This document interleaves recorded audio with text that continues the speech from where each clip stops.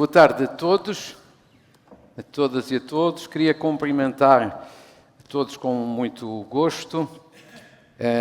Queria cumprimentar de uma forma muito especial o professor Adalberto Campos Fernandes,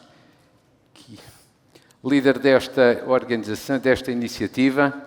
Já o ano passado teve a amabilidade de me convidar para aqui estar.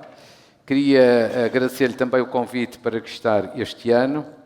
Queria saudá-lo de uma forma muito especial, porque é uma das pessoas que em Portugal, há muitos anos a esta parte, faz verdadeiro serviço público a falar de vários temas e em especial do tema da saúde. Antes de ser governante, durante o tempo em que foi ministro e depois de ter deixado de ser ministro, tem sempre colocado estas questões numa perspectiva muito sólida, muito construtiva, muito positiva, refletindo sobre as questões do passado, do presente e, sobretudo, do futuro. Eu acho que é um bom exemplo no espaço público de reflexão sobre estas matérias, com um pensamento que é muito interessante, que é sempre muito atual, muito estruturado e muito consciente. Eu queria felicitá-lo muito seriamente por isso. Senhora Doutora Andréia, também muito gosto.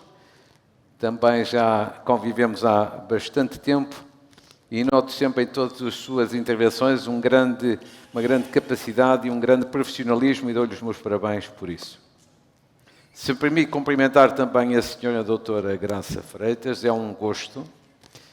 É outro notável exemplo de serviço público, sempre foi, designadamente nesse tempo dificílimo em que esteve na Direção-Geral da Saúde e no tempo da pandemia e saiu depois de funções com uma grande dignidade, com uma grande descrição, mas também julgo que com o aplauso de todos nós pelo notável trabalho que realizou. É um gosto aqui revê-la.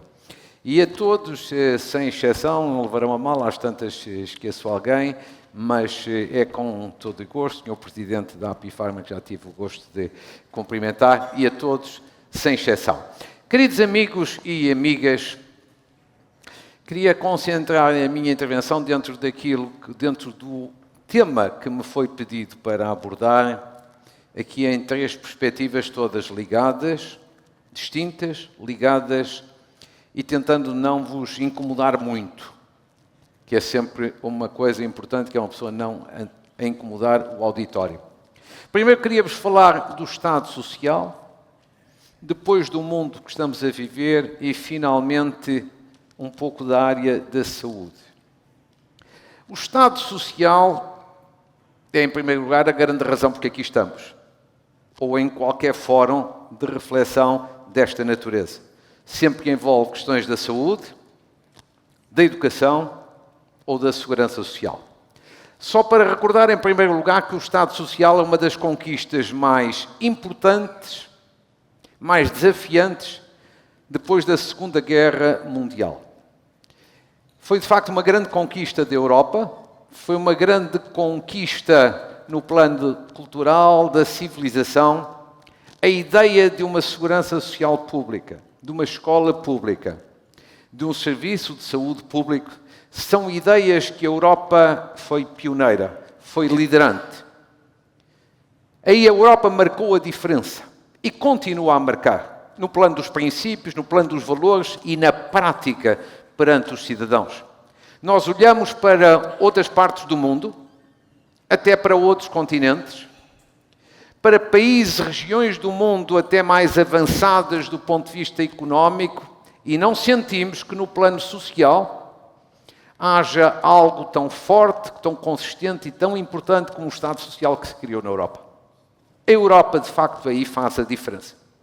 E nós, europeus, que muitas vezes nos queixamos da Europa, da União Europeia, temos aí que saber valorizar, acho eu, o caráter distintivo da intervenção europeia neste plano social. Particularmente junto dos mais vulneráveis, particularmente na defesa de valores importantes como o valor da justiça social e da solidariedade. O Estado Social, quando começou a ser construído, alicerçou-se em 3 pressupostos. Ou seja, era uma intervenção forte do ponto de vista dos Estados, e isto implicava, desde logo, uma economia forte. Uma economia a crescer em termos substanciais e significativos. Para quê? Para poder gerar receitas que permitissem financiar este Estado social. Depois alicerçou-se também numa ideia a de uma Europa que na altura era sobretudo uma Europa jovem. E qual era o grande contributo para este Estado social? Uma Europa jovem, com muitos recursos humanos jovens, com trabalhadores eminentemente jovens. Isso significava uma capacidade de gerar receitas em termos de descontos para a segurança social muito significativos. E depois, com uma esperança de vida, em terceiro lugar, que à época, estamos a falar de facto de sensivelmente meio do século passado, era uma esperança de vida para os dias de hoje ainda bastante reduzida. Foram aqui 3 pressupostos importantes para permitir criar um Estado social que fosse solidário, que ajudasse os mais desfavorecidos e que fosse ao mesmo tempo sólido, financeiramente sustentável.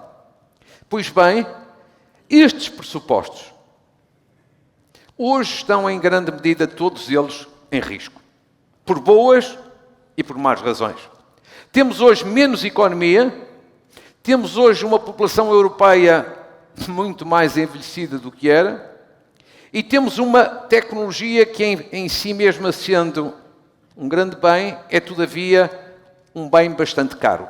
E isto levanta problemas sérios. O primeiro é o plano da economia. Há hoje menos economia, há menos crescimento económico. Não é um caso meramente português, é um problema de natureza europeia. Só para terem uma ideia, dados relativos a este ano 2024 do Fundo Monetário Internacional, a economia europeia prevê-se que cresça cerca de 1,1%. O que é menos de metade do crescimento da economia nos Estados Unidos. A previsão é de um crescimento na ordem de 2,6%, ou ainda muito menos do que o crescimento da economia chinesa, outro dos grandes players internacionais, que se prevê crescer qualquer coisa como 4,6% este ano. E mesmo assim, para os paradigmas da China, é um crescimento relativamente baixo, mas é substancialmente maior que o crescimento económico nos Estados Unidos ou que o crescimento económico dentro da União Europeia. O que significa o quê? Hoje há menos economia, hoje há menos crescimento económico, hoje há, portanto, menos receitas que os Estados têm para financiar um bem inestimável, mas que é caro, como é o Estado Social.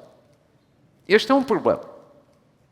Segundo problema é que temos hoje, ao nível europeu, do qual Portugal não é exceção, uma população muito mais envelhecida do que acontecia há 40, 50, 60 anos atrás. Basta ver, por exemplo, que só em Portugal, no espaço de 20 anos, desde o início do século até hoje, a população acima de 65 anos cresceu significativamente. Representava sensivelmente 16% no ano 2000 da população geral e hoje já representa ligeiramente acima de 24%. E a tendência é esta. E a tendência em alguns países europeus ainda é mais acentuada no sentido do envelhecimento do que é no nosso caso. O que levanta problemas em várias direções. Uma população mais envelhecida coloca mais pressão sobre os serviços de saúde. Uma população mais envelhecida é uma população que, associada à esperança de vida, também coloca mais pressão sobre a segurança social. E uma população com menos jovens significa que há menos gente no mercado de trabalho a fazer os seus descontos para a segurança social, sendo que a segurança social se alicerça muito nesta ideia. Os descontos de hoje pagam as reformas que estão em curso na perspectiva de que outros jovens no futuro venham, digamos assim, a pagar as nossas reformas. É, portanto, o problema demográfico é outro problema sério. E já veremos que ainda é particularmente mais sério neste domínio da saúde. Terceiro pressuposto, a esperança de vida. A esperança de vida subiu significativamente. durante estas últimas décadas. E isso é um bem inestimável. Vive-se mais tempo. Quando se criou o Estado Social, em média vivia-se na ordem de 55, 60 anos. Ou seja, em linguagem mais simples, quase básica, uma pessoa reformava-se, mas era reformado, ou seja, dependente da segurança social durante poucos anos. Hoje, felizmente, uma pessoa reforma-se e está 10, 15, 20 anos, felizmente a viver, e muitas vezes a viver bem, com qualidade de vida, mas obviamente que isso é uma pressão para a segurança social. Recebe a sua reforma durante mais anos do que acontecia. Este é, de facto, um problema sério. Ou seja, os três grandes pressupostos que geraram a criação do Estado Social: economia forte, uma população jovem, uma esperança de vida relativamente reduzida, estão de alguma forma em crise. E mesmo alguns aspectos que são positivos não deixam de ter alguns danos colaterais, como a pressão a que referi, sobre a saúde ou sobre a segurança social. Este é o quadro em que todos os países da Europa se confrontam e que vão fazendo com que surjam aperfeiçoamentos, aprofundamentos, reformas, transformações, se quisermos, nas características iniciais do Estado Social. Acresce a esta realidade que o mundo hoje também é bastante diferente daquilo que era. Há aspectos que são negativos, há aspectos que são positivos, há outros que são desafiantes. Temos aspectos negativos neste momento com os quais nos confrontamos. Sobretudo, as duas guerras, digamos, estritamente militares, relativamente próximas de nós, uma na Europa, na Ucrânia, outra no Médio Oriente, que são conflitos que introduzem problemas de segurança, que são conflitos que podem introduzir problemas que afetam o crescimento das economias. Os investidores, de um modo geral, não gostam da incerteza de conflitos desta natureza. Mas não são apenas as guerras militares que nos criam problemas, também as guerras de outra natureza, guerras comerciais. E nós, neste momento, vamos começar a ouvir falar muito disso e vamos cada vez ouvir falar mais disso no futuro. O grande epicentro político no mundo tem estado concentrado, digamos assim, na Europa nestes últimos anos. Mas este paradigma tem tendência a mudar. Cada vez mais o epicentro, as atenções, as intervenções vão se concentrar na zona do Pacífico. A estratégia dos Estados Unidos, independentemente de saber quem é o presidente, mudou. Os Estados Unidos viraram-se cada vez mais para a China. Os Estados Unidos passaram 20 anos concentrados no Afeganistão, concentrados nas operações militares que tiveram a ver com a resposta ao 11 de setembro. E acordaram, ao fim de 20 anos, para esta realidade, saíram do Afeganistão porque mudaram de estratégia. Insisto, não é uma questão do presidente A ou do presidente B. É uma mudança estratégica dos Estados Unidos. Ou seja, a estratégia americana cada vez há de ser menos pensar na Europa e cada vez há de ser mais pensar na China, para conter a ambição e o crescimento da China. Os americanos perceberam, ao fim de 20 anos concentrados no Afeganistão, que a China tinha crescido, tinha despontado, tinha entrado em fóruns para os quais nós não estávamos habituados, caso da Organização Mundial de Comércio, e por isso passou a ser uma economia que desafia o próprio gigantismo da economia americana. E isso fez mudar a estratégia dos Estados Unidos. E isto vai levar inevitavelmente a guerras comerciais entre os Estados Unidos e a China, e guerras comerciais nunca são boas para ninguém. Para os próprios, mas sobretudo há sempre danos colaterais, e uma economia como a economia europeia sofre com estes danos. Já não estou a pensar em conflitos militares que possam vir a surgir. Não é impossível. Todos desejamos que não aconteçam, como é o caso de Taiwan. Mas não podemos descartar isso, digamos assim, das nossas perspectivas analíticas e prospectivas. Mas, em qualquer circunstância, temos aqui alguns fatores negativos a terem atenção. Isto não é para cruzar os braços. Isto não é para uma pessoa se deprimir, nem para se resignar. Mas é para conhecer. Homem ou mulher informado estão sempre melhor colocados para tomar decisões. Depois há aspectos positivos, que também podemos e devemos valorizar. O desenvolvimento económico passa muito, nestes anos, naquilo que já estamos a viver e cada vez mais no futuro, por uma mudança tecnológica invulgar que está a acontecer. A digitalização, por exemplo.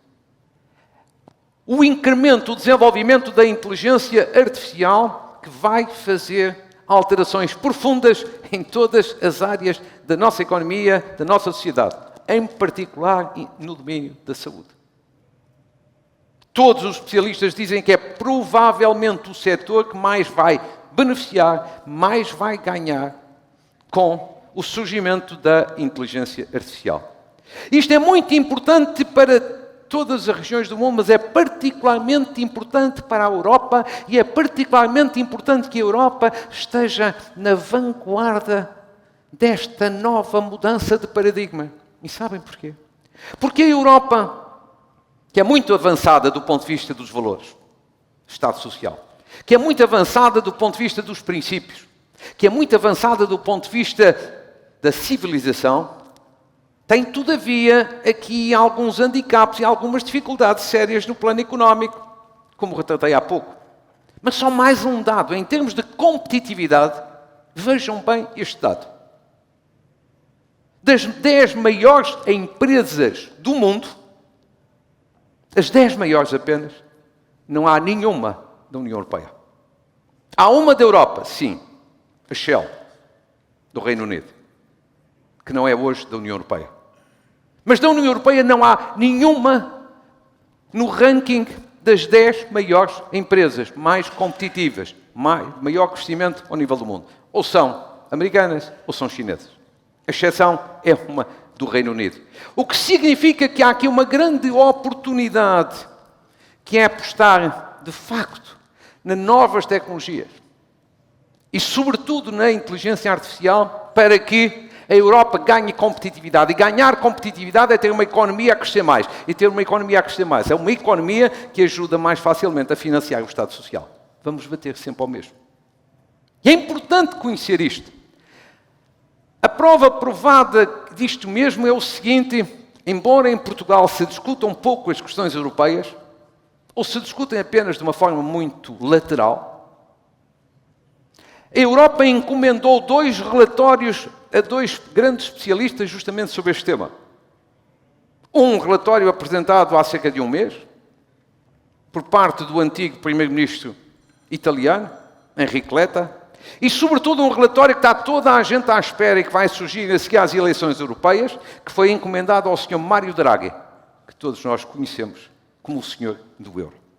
Ou seja, qual é a grande preocupação da Europa neste momento dos chefes de Estado e de Governo? A competitividade, o crescimento económico, o reganhar lugar, digamos assim, que possa permitir à Europa competir com os outros 2 grandes players. A distância em termos de competitividade e de crescimento entre os Estados Unidos e a Europa nunca foi tão acentuado como agora.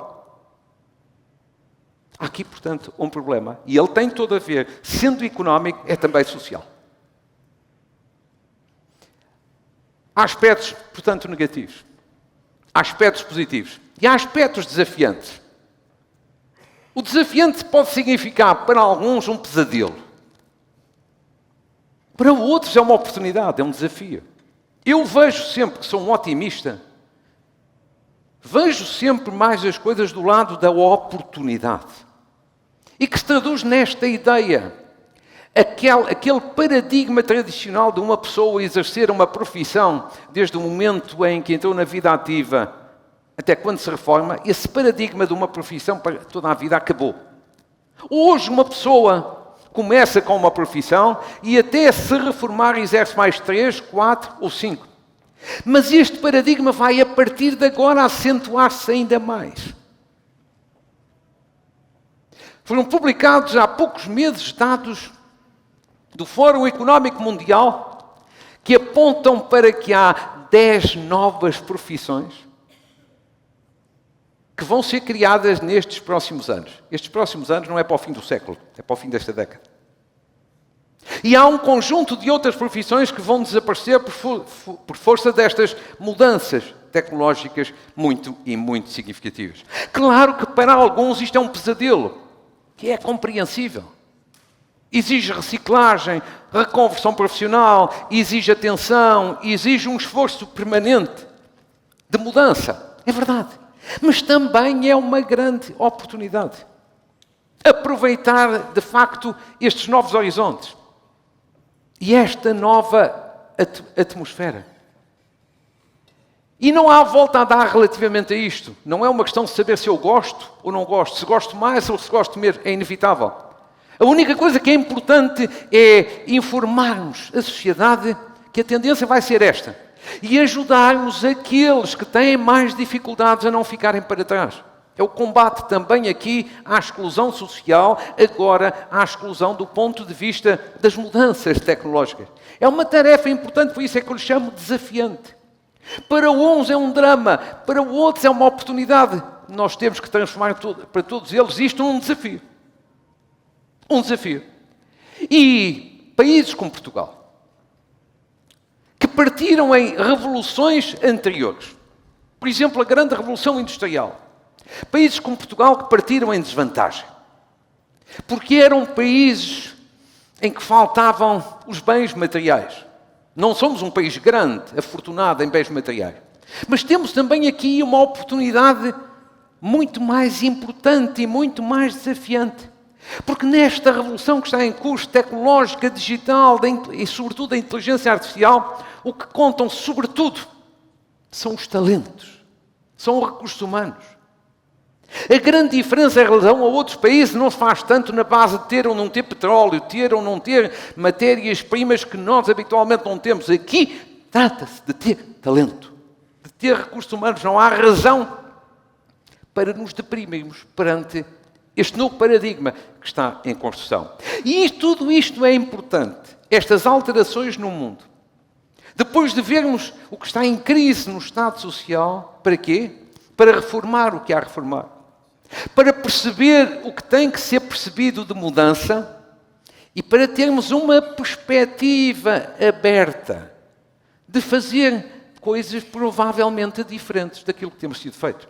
Eu costumo mesmo dizer, em conversas desta ou de outra natureza, o seguinte: há resposta, perante qualquer problema, há resposta tradicional de dizer devemos fazer desta forma, porque toda a vida se fez desta forma. Este padrão está em crise. Não, devemos fazer desta forma, ir por este caminho, seguir aquela direção, porque os novos ventos do presente e do futuro assim o exigem. Não é apenas porque se fez sempre desta maneira, porque os paradigmas do passado estão em mudança. Nós estamos a viver uma geração das quais somos uns verdadeiros privilegiados. Há riscos? Há. Há alguns dramas? Há. Mas temos alterações profundíssimas no nosso modo de vida, na nossa sociedade, na nossa economia, dos quais nós somos atores e não apenas espectadores.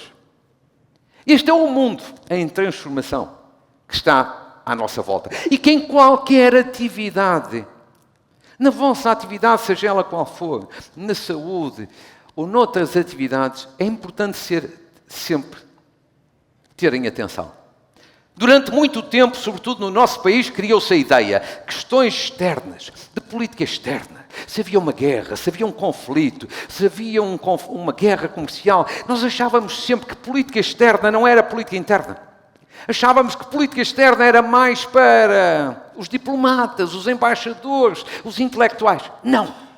Hoje em dia, conhecer a evolução do mundo, conhecer os riscos que existem, mas também as oportunidades que surgem, é importante para todos, porque no mundo global em que vivemos, é a grande mudança de paradigma destas últimas 2 décadas, aquilo que acontece numa grande capital internacional chegará cá, para melhor ou para pior, é uma questão de tempo. É uma questão de tempo. Não somos uma ilha. E, portanto, é preciso conhecer. Insisto sempre, não para uma pessoa ficar assustada, não para se deprimir, não para cruzar os braços ou resignar, mas para saber, para estar informado. Para, com isso, poder, de facto, encontrar os melhores caminhos. E é aqui, em terceiro e último lugar, que vos queria falar um pouco de saúde, sem eu ser nem de longe nem de perto um especialista na matéria. O que significa que estou já desculpado para qualquer asneira que possa dizer. Há um ano estive aqui com um imenso gosto num debate com o Dr. Fernando Araújo, que julgo que tinha acabado de iniciar funções como diretor executivo do Serviço Nacional de Saúde. Devo dizer que não o conhecia. Devo dizer que não o conhecia pessoalmente. Devo dizer, em segundo lugar, que adorei conhecê-lo, adorei debater com ele e, nessa ocasião, eu disse algumas coisas, talvez até um bocadinho agrestes, que hoje gostaria de sublinhar. Não a agressividade, mas as coisas. E começava por esta questão. Esta semana foi apresentado um programa de emergência para a saúde. Acho que é uma iniciativa positiva e louvável. E para mim, mais importante até do que as medidas que tratam daquilo que é urgente, é sobretudo a preocupação da transformação. De resto, de forma feliz, chama-se Programa de Emergência e Transformação. Ou seja, acho muito importante esta filosofia. Se ela depois vai à prática ou não, veremos. Nenhum de nós sabe. Espera que sim, mas não sabe. Mas há uma coisa, em primeiro lugar, que é fundamental também na área da saúde, eu até diria fundamentalmente na área da saúde. É importante cuidar daquilo que é urgente, mas é fundamental também tratar daquilo que é importante. Isto não é um jogo de palavras. São, de facto, coisas diferentes. É tratar do conjuntural, sim, que é mais urgente, mas é também tratar do estrutural. Exemplificando, nós temos um cancro, digamos assim, no panorama da nossa saúde em Portugal. Listas de espera, seja para consultas, seja para cirurgias.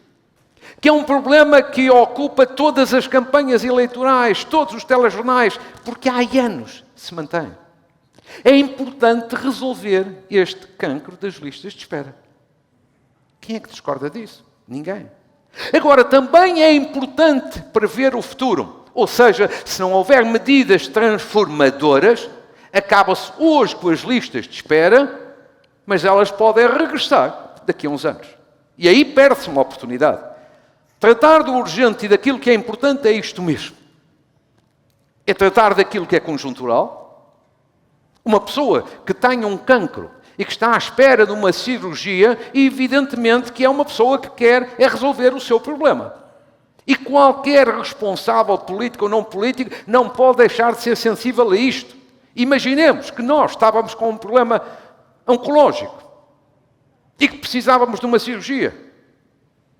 Só a passagem dos dias, semanas e meses era um drama a acrescentar ao drama. Mas temos que, ao mesmo tempo, cuidar da tal lógica, da tal cultura de transformação. Ou seja, de mudar as coisas para que os vícios de hoje não se venham a repetir amanhã. Em segundo lugar, eu julgo que é muito importante nesta área. É mais difícil, isto que eu vou dizer. Mas é muito importante, sobretudo nesta área, despir-nos um pouco das lutas mais ideológicas. No domínio da saúde há demasiadas guerras ideológicas.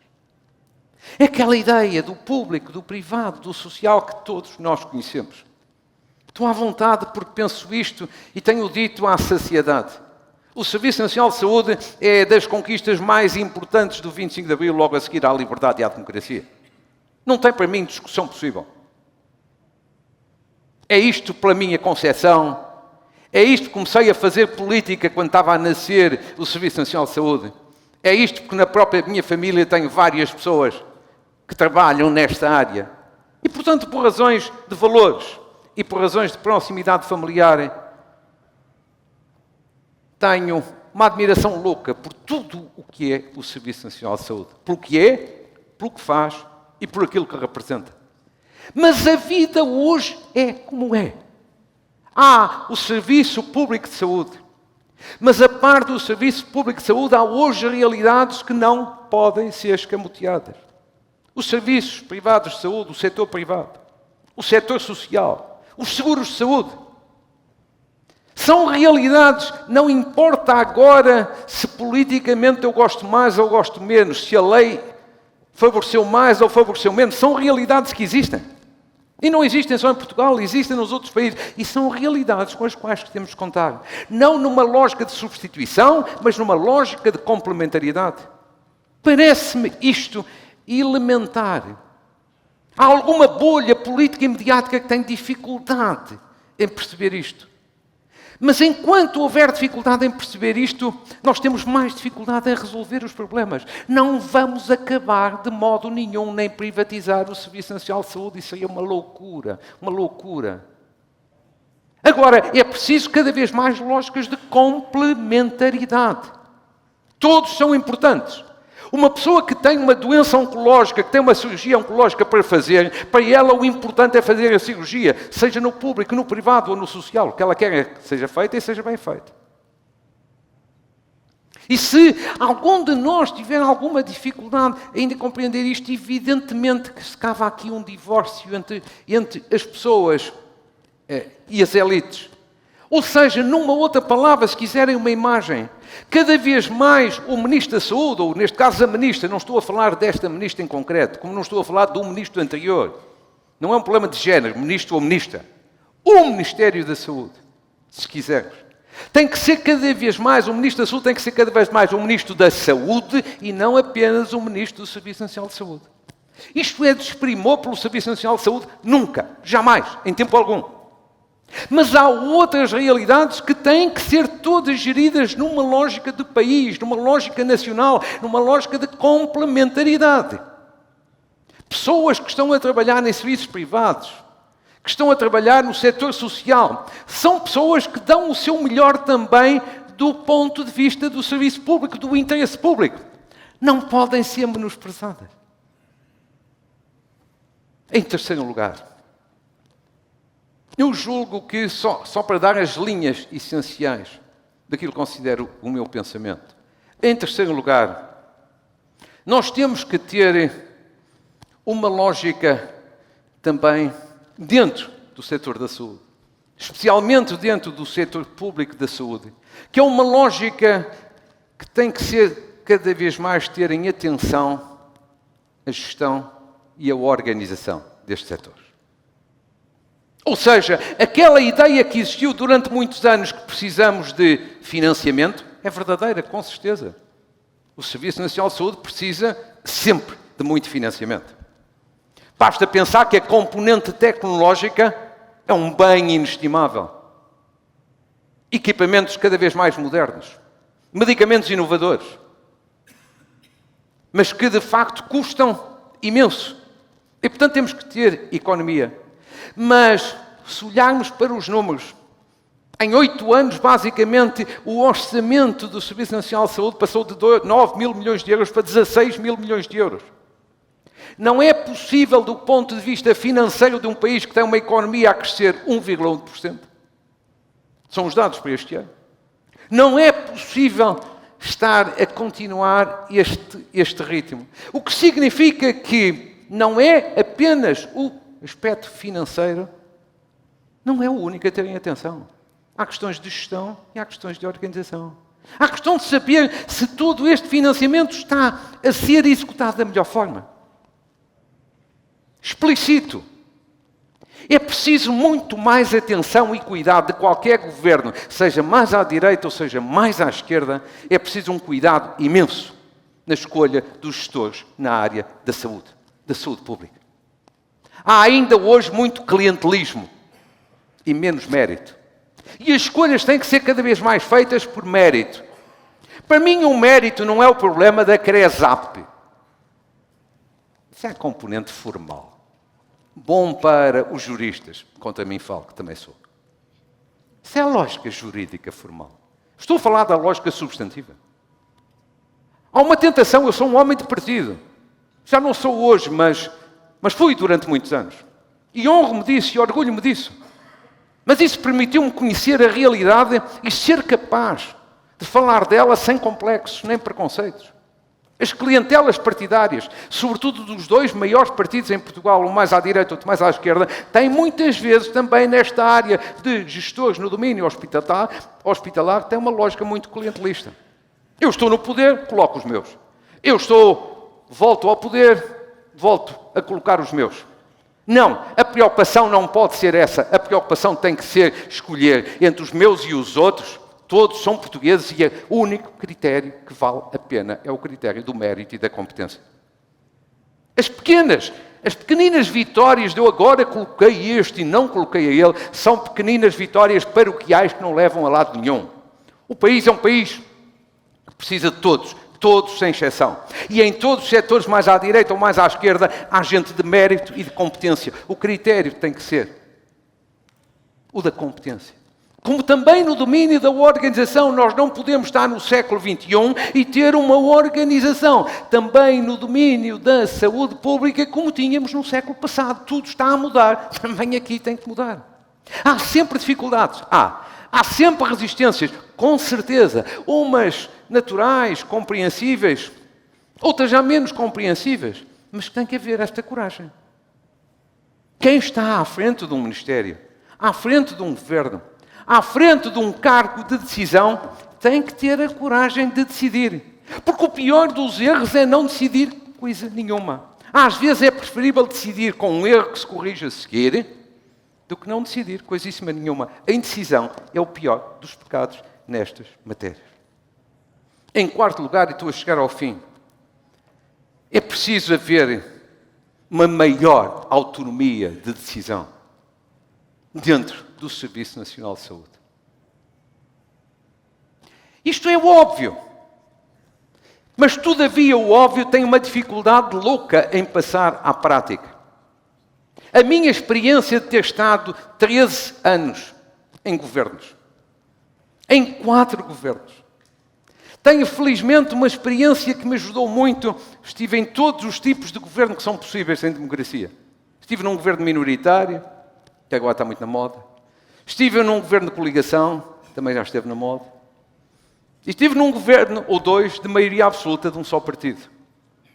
E isto deu-me para perceber o seguinte: mesmo quando há um governo de maioria absoluta de um só partido, ou seja, em teoria, o governo com mais força, com mais autoridade, com mais legitimidade, é difícil, às vezes, fazer coisas óbvias.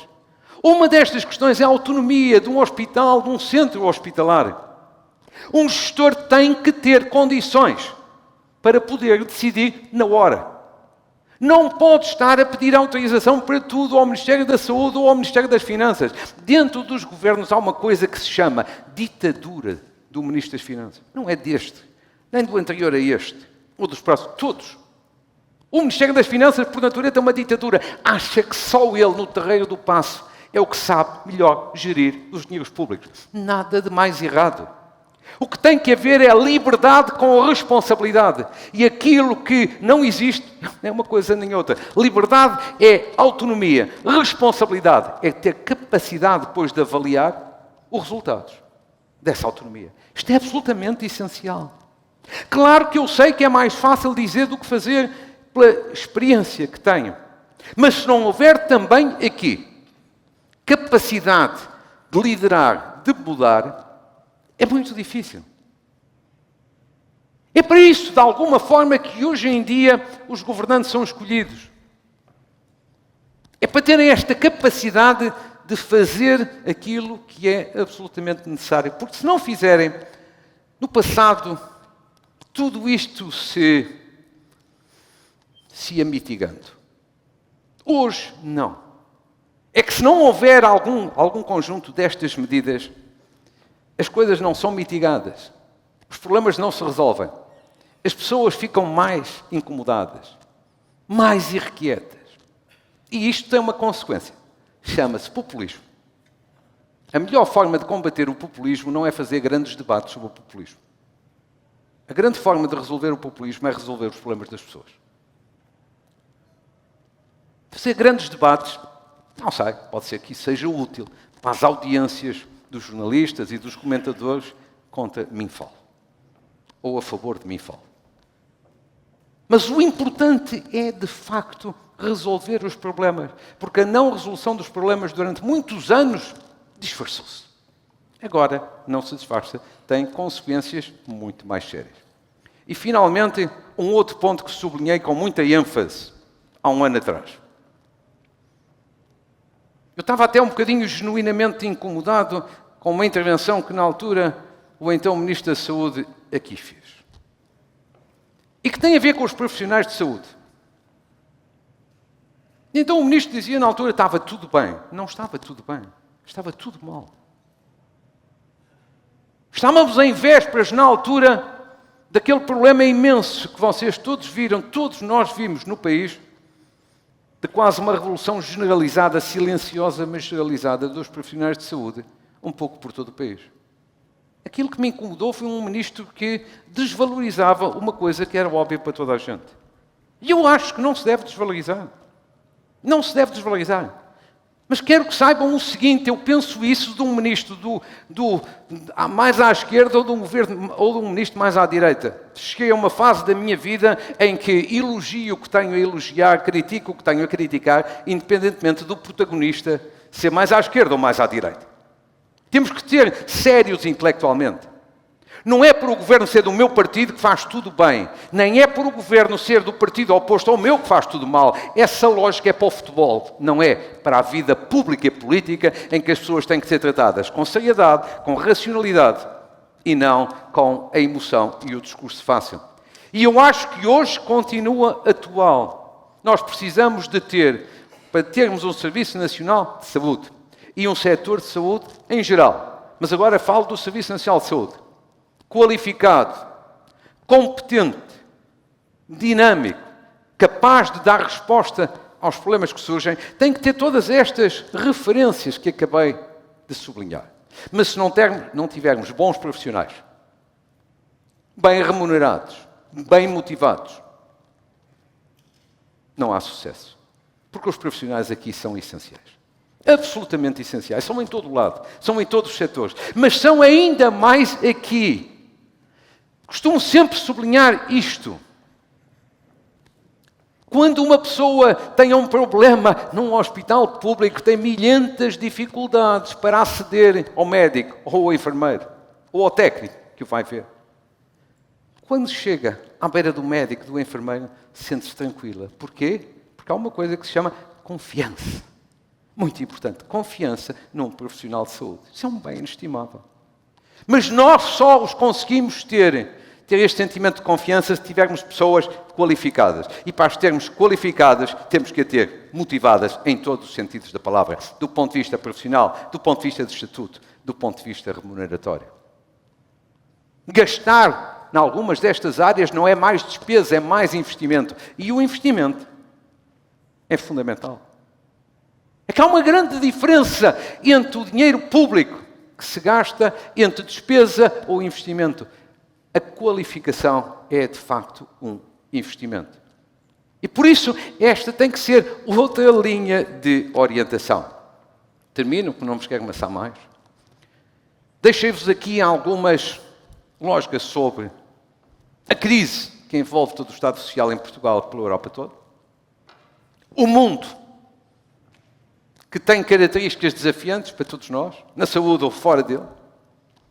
Questões mais estratégicas relativamente ao setor da saúde. Mas termino com aquilo que para mim é sempre mais importante de tudo. Na saúde, fora da saúde, no setor público, no setor privado, no setor social, no setor cooperativo. É a atitude.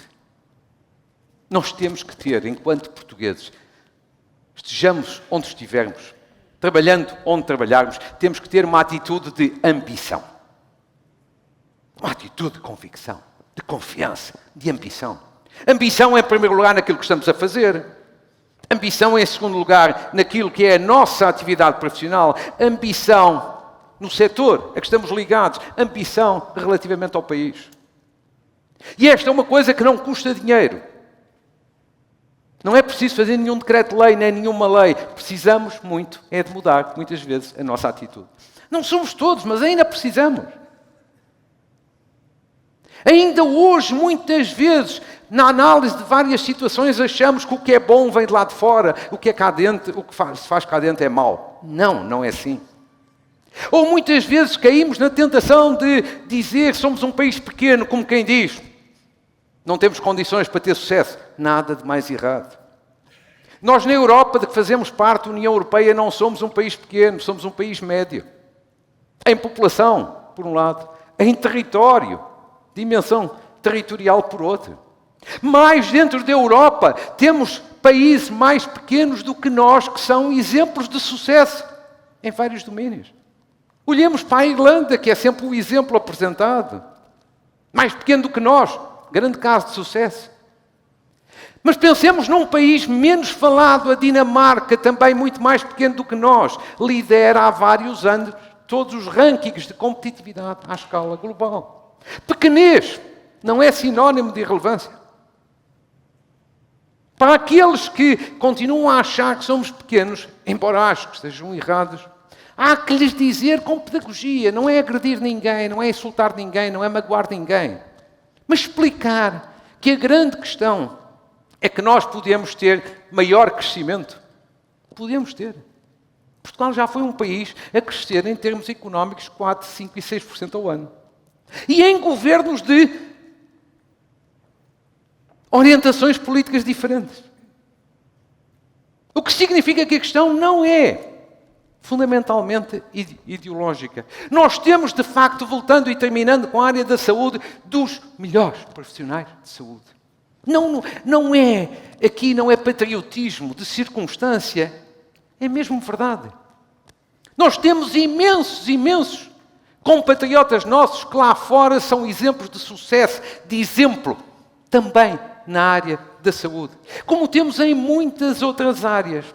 O que significa que estes exemplos devem ajudar-nos a motivar, a mobilizar, a galvanizar, a ter uma outra atitude de ambição. E é por isso que este fórum, tive aqui o ano passado, tive aqui este ano, que é um fórum de cariz nacional e internacional.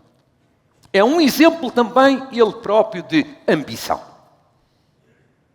Porque é um fórum que já tem um prestígio assumido, assimilado, construído. Uma iniciativa em grande, com dimensão, com prestígio e com referência. Termino como comecei, felicitando o professor Adalberto, toda a sua equipe, todos vós, por esta iniciativa, por esta oportunidade. Bem-ajam, foi um gosto estar convosco. Obrigado.